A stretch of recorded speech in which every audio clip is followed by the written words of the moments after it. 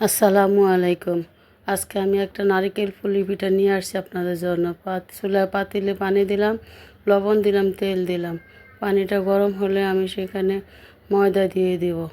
ময়দা দিয়ে দেওয়ার পরে এটাকে আমি ভালো করে আটা তৈরি করে নেব। হয়ে গেল আমার আটা তৈরি করা।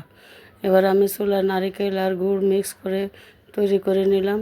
তারপর পিঠা বানানো শুরু করলাম।